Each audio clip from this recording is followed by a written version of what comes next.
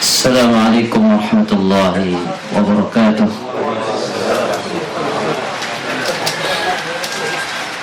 Alhamdulillah,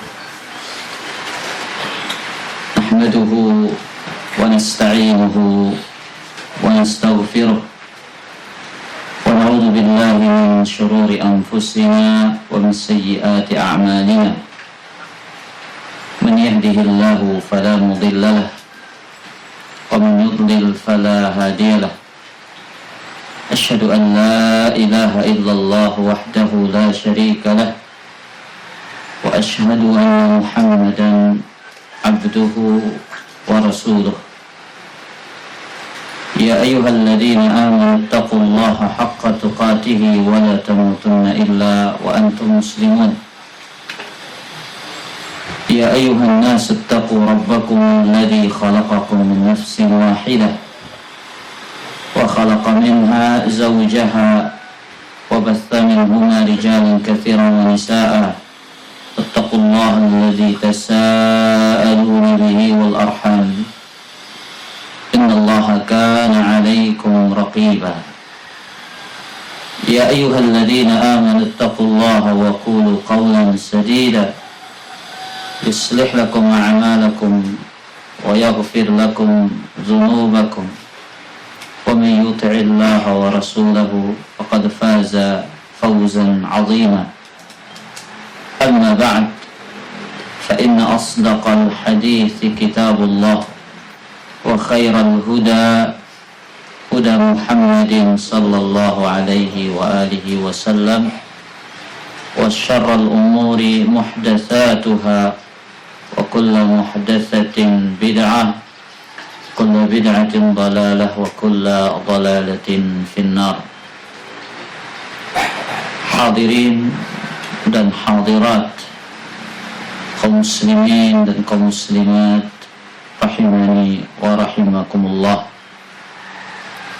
Alhamdulillah, segala puji bagi Allah Azza wa Jalla yang telah memudahkan jalan-jalan kebaikan. Alhamdulillah, segala puji bagi Allah Azza wa Jalla yang memudahkan langkah kita untuk talabul ilm, menuntut ilmu, mendengarkan nasihat, mendengarkan wasiat. Semoga Allah Azza wa Jalla menjadikan duduknya kita pada kesempatan sore hari ini sebagai pemberat timbangan amal kebajikan kita di sisi Allah Subhanahu wa ta'ala. Dan semoga Allah Azza wa Jalla memberikan kita karunia berupa qalbun salim, hati yang selamat dan hati yang ikhlas, yang dengannya kita berjumpa dengan Allah Subhanahu wa ta'ala. Hadirin dan hadirat, rahimani wa rahimakumullah. Berulang-ulang kali kita duduk pada majelis ilmu. Berulang-ulang kali kita mendengarkan qala Allah wa qala Rasul sallallahu alaihi wa alihi wasallam. Tidak lain tujuannya kita mengambil manfaat.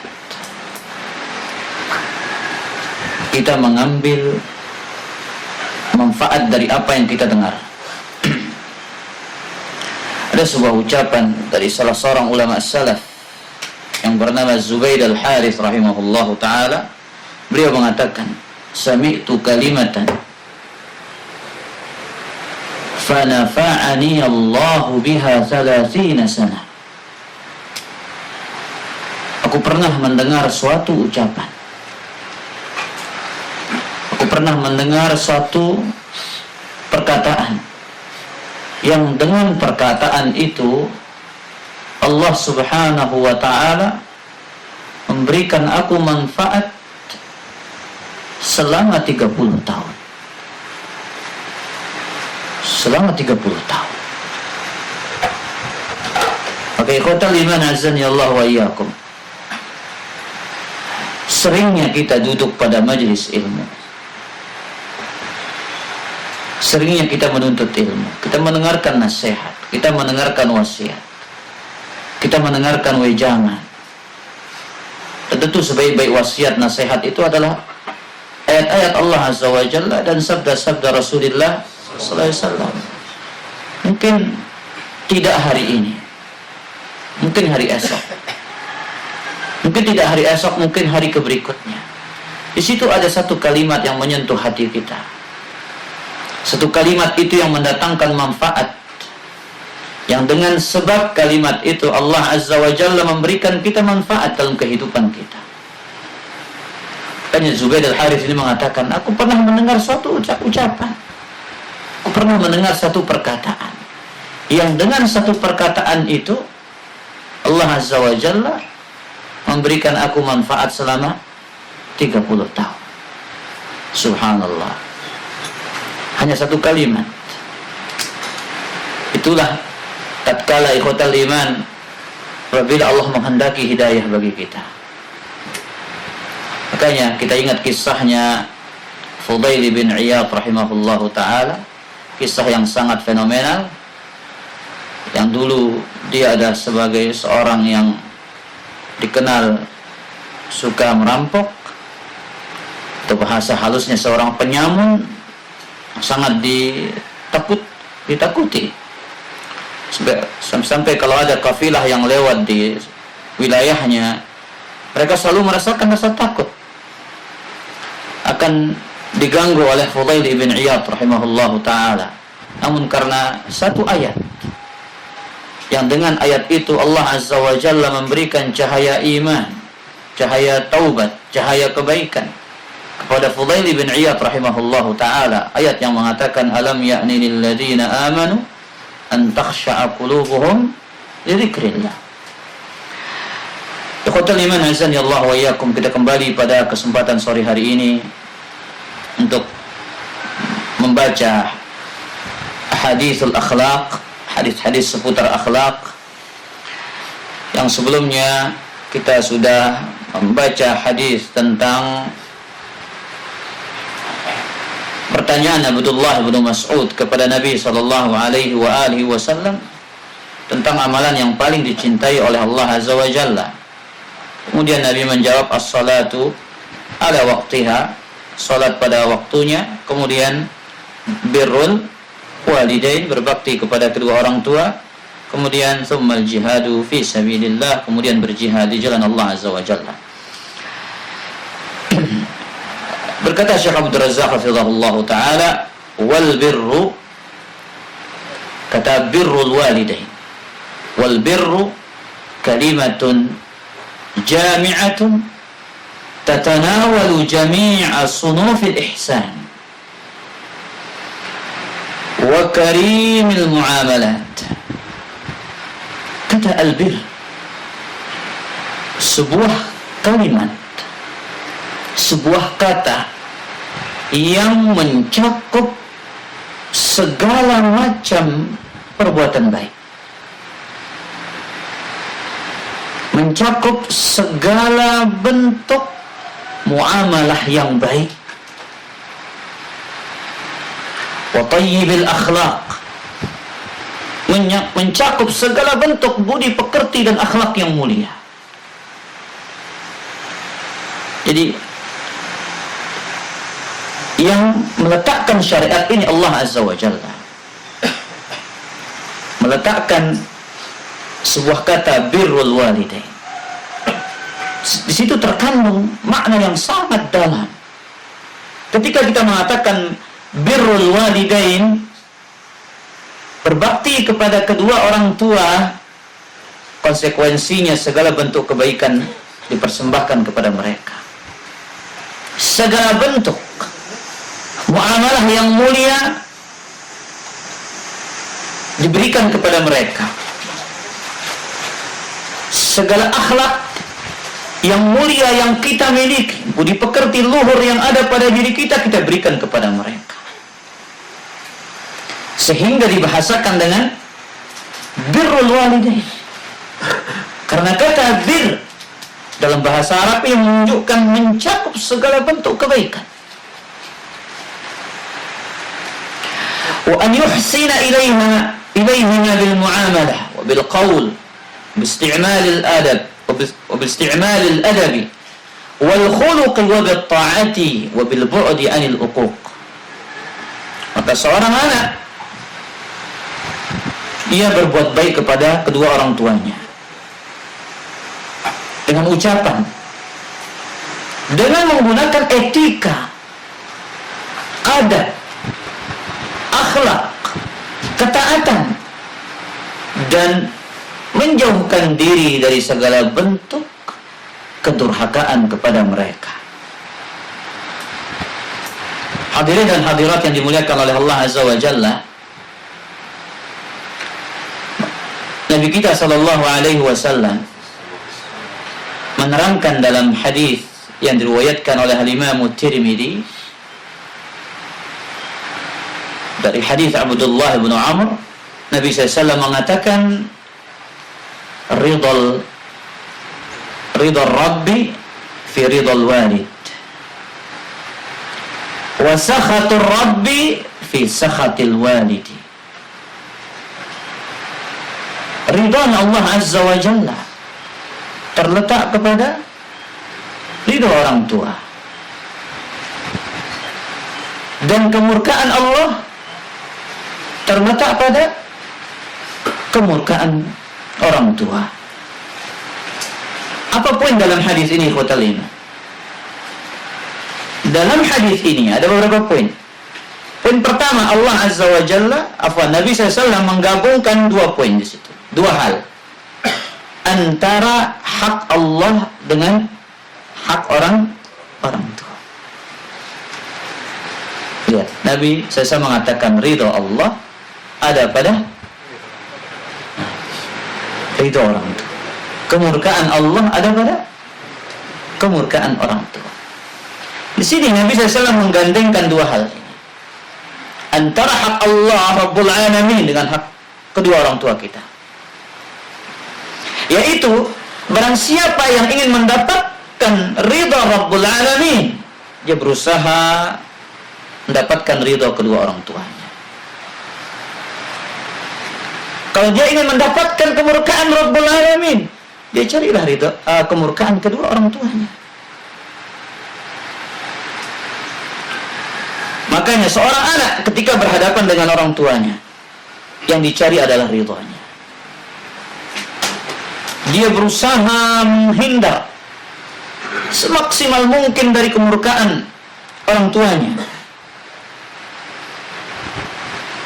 Bahkan orang tuanya orang yang dikatakan belum taat kepada Allah Azza wa Jalla. Orang tuanya masih berada di atas kekufuran, wal'iyadu billah. Orang tuanya masih pada jalan yang tidak dibenarkan oleh Allah Azza wa Jalla. Tugasnya tetap taat, selama bukan dalam perbuatan melanggar aturan-aturan Allah Subhanahu wa ta'ala. Dalam ayat yang sering kita dengar dalam surat Luqman ayat ke-15, apa kata Allah Azza wa Jalla? Wa in jahadaka 'ala an tusyrika bi ma laysa laka bihi ilmun fala tuti'huma. Apabila mereka berdua berusaha maksamu untuk mempersekutukanku ma laysa laka bihi ilmun, yang kau tidak miliki ilmu tentangnya, fala tuti'huma, jangan taat kepada keduanya. Dalam urusan kemaksiatan, apabila orang tua kita memerintahkan kita kepada hal-hal yang tidak diridhai oleh Allah, tugas seorang anak tidak boleh taat, tapi dengan cara yang diajarkan oleh syariat. Karena banyak anak yang ketika diperintahkan oleh orang tuanya kepada hal-hal yang berbau dosa dan kemaksiatan, dia tidak taat, tapi dengan cara yang tidak disyariatkan, dengan cara yang frontal. Makanya dia setelah itu apa kata Allah? Wasahibuhuma fid dunya ma'rufah. Apa artinya? Pergaulilah keduanya dengan baik. Subhanallah. Lihat, mereka paksa kita melakukan kesyirikan. Tidak boleh taat. Jelaskan mereka dengan cara yang dibenarkan oleh syariat. Tunjukkan kita ini anak yang berbakti, anak yang mengenal sunnah Nabi SAW, anak yang mengenal adab-adabnya Nabi SAW, anak yang mengetahui hak orang tuanya, anak yang mengetahui hak Rabbul Alamin. Tunjukkan dengan cara yang benar, penolakan yang benar, kata iman.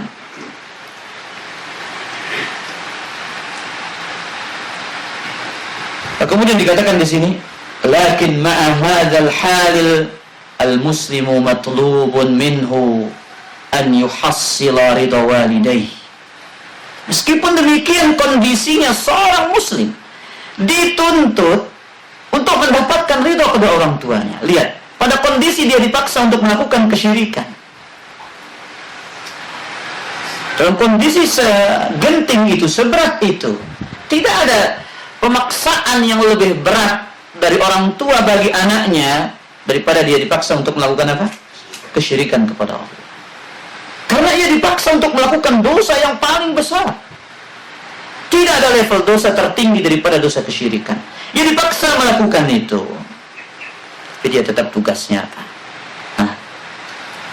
Mendapatkan ridha kedua orang tua. Bagaimana? Bimusahabatihima bil ma'ruf, dengan muamalah yang baik, dengan akhlak yang mulia. Jadi kata liman azan ya Allah wa yakum, dengan semakin lamanya kita menuntut ilmu ini, seiring dengan itu karakter kita berubah. Semula kita kurang berbuat baik kepada kedua orang tua kita. Seiring dengan kita lamanya mengkaji tentang sunnah Nabi SAW, di situ kita semakin menjadi anak yang berbakti kepada kedua orang tua.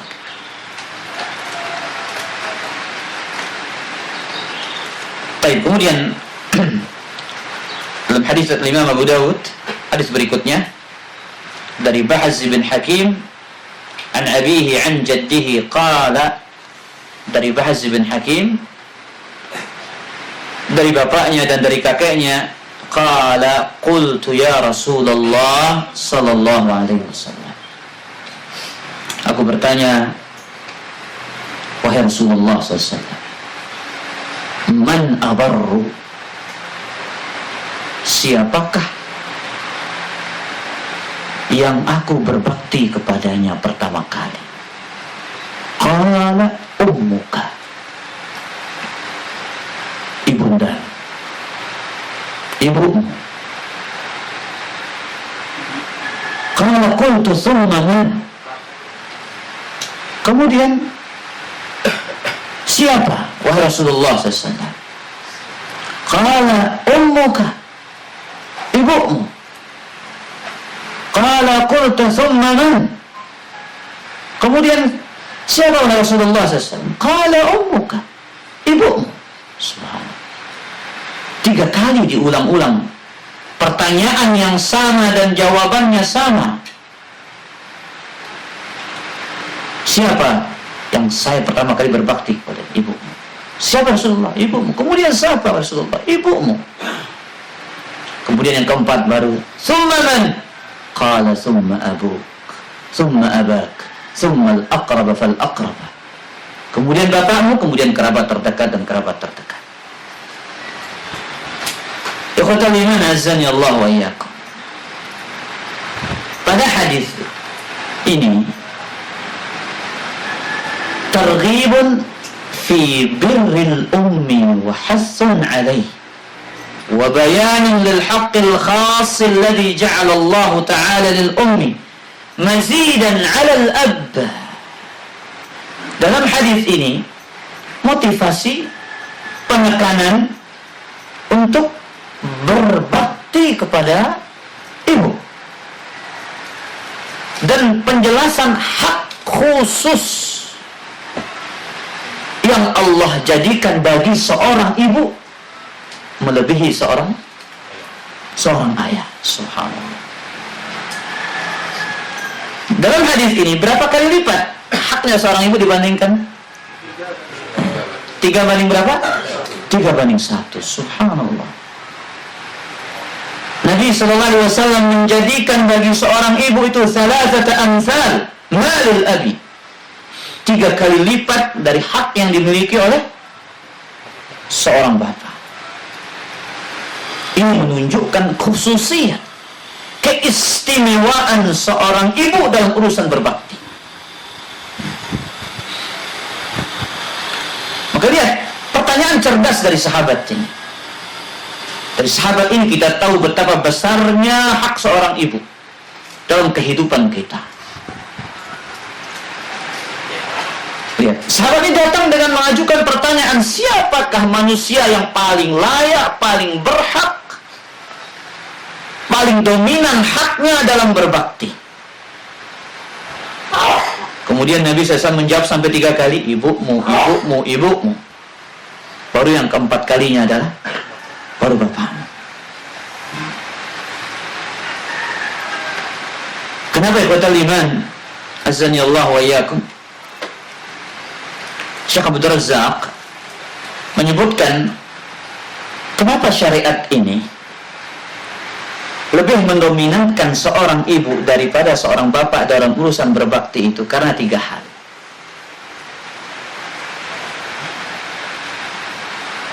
Yang pertama, 1, alhamlu wa saqluhu. Karena ibu itu mengandung dengan penuh susah payah. Al-amr ats-tsani, yang kedua, wal wad'u wa shiddatuhu.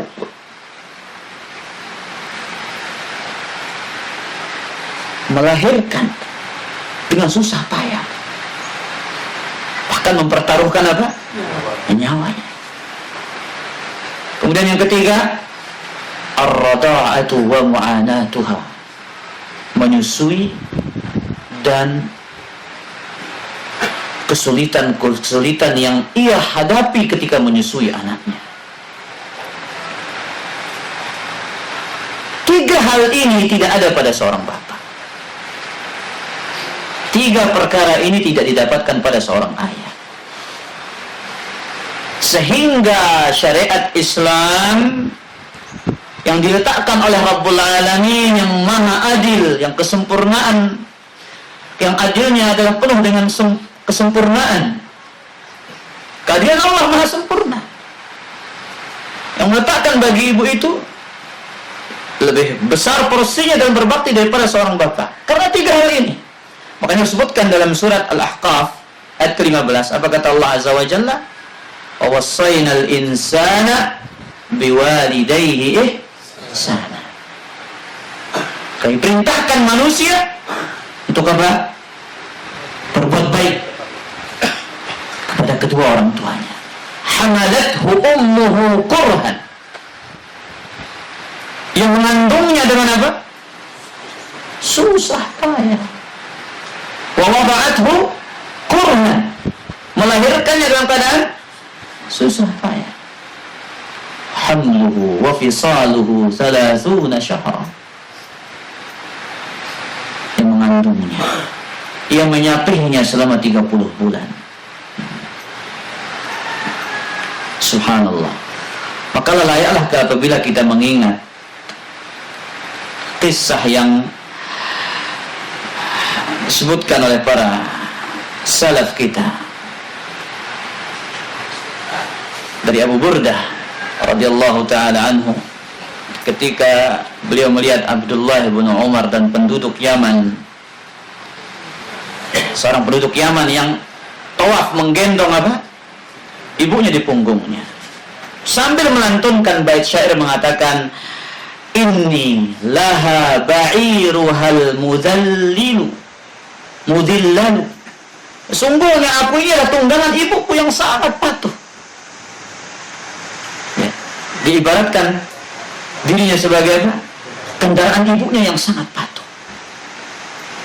In uz'iltu rikabuha lam uz'ar. Apabila tunggangan yang lain lari karena kelelahan dan susah payah, maka aku tidak akan pernah lari dari itu. Kemudian ia datang kepada sahabat Abdullah bin Umar mengajukan pertanyaan, "Ya Ibn Umar, atarani jazaituha?" Abdullah bin Umar, apakah engkau telah melihat aku ini memberikan balasan yang setimpal, balasan yang layak atas jasa dari ibuku ini? Apa jawaban sahabat yang mulia Abdullah bin Umar? Qala la, tidak, wala bizafratin wahidatin. Satu hentak, satu tarikan nafas ketika ia melahirkanmu itu belum kau sanggup untuk membalasnya. Subhanallah.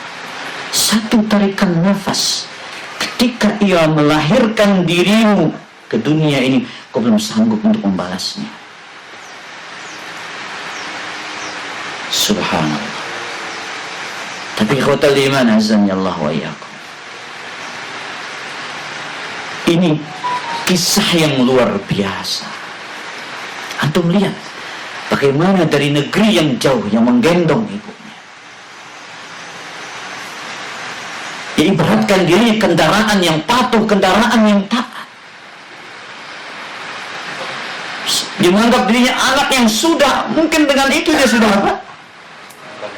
Membalas jasa dari ibunya. Tapi lihat jawaban Abdullah bin Umar, jawaban yang memberikan pelajaran bagi kita semua ikhwatal iman. Satu tarikan nafas tatkala ibu kita melahirkan kita ke atas dunia ini, itu belum sanggup kita apa? Kita balas dengan balasan yang setimpal. Bagaimana sekiranya banyak hal yang kita tentang dari orang tua kita? Bagaimana sekiranya kita sering membangkang, membantah perintah kedua orang tua kita? Ya ikhwatal iman azan ya Allah wa iyyakum. Maka hadis ini, kisah Abdullah bin Umar ini, ya, ada poin-poin yang penting untuk kita terapkan dalam kehidupan kita tatkala bersama kedua orang tua kita. Yang pertama adalah, ya, betapa besar hak dan jasanya orang tua kepada anaknya.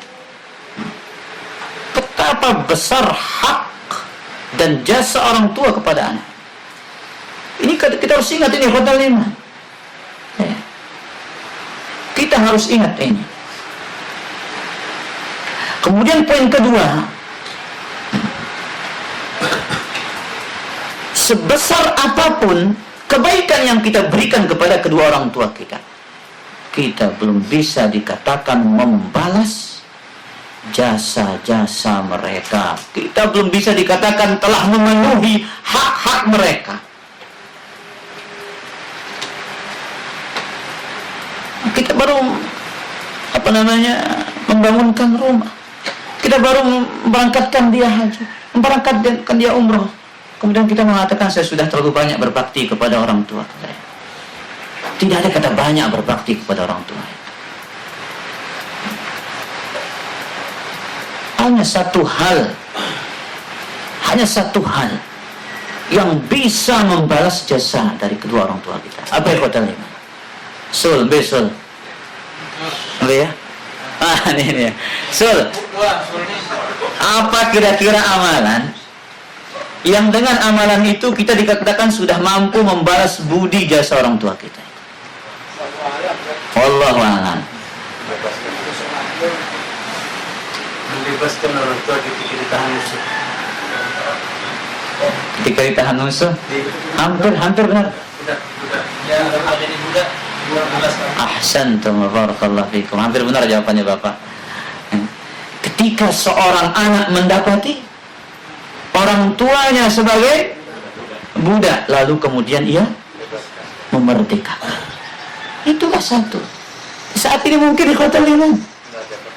Tak mungkin. Di masa kita ini nggak mungkin kita akan mendapati orang tua kita menjadi seorang budak. Kalau di masa lampau iya mungkin, tapi di masa ini nggak bakal mungkin lagi, ikhwatal iman. Sebagaimana dalam hadis yang diriwayatkan